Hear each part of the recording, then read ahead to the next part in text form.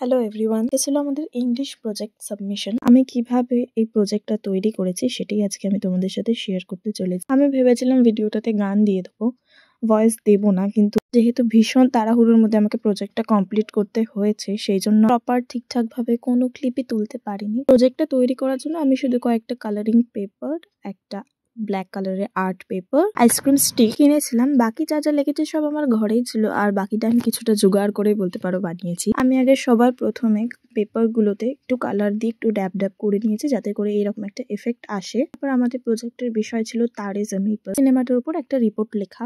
আমি সেই মতো গুগল থেকে ডাটা কালেক্ট করে আলাদা আলাদা পেজে লিখে কাট আউট করে নিয়েছি, আর তারপরে আইসক্রিম স্টিকের মধ্যে হেডিং গুলো লিখে একটার পর একটা আটকিয়েছি। ফ্রন্ট পেজের জন্য আমি ব্ল্যাক আর্ট পেপারের মধ্যে ওই হোয়াইটনার দিয়ে ডিজাইন গুলো করেছি, আর নিউজ পেপার কাটিং করে আটকে, যেটা তোমরা আশা করি দেখলে বুঝতেই পারবে।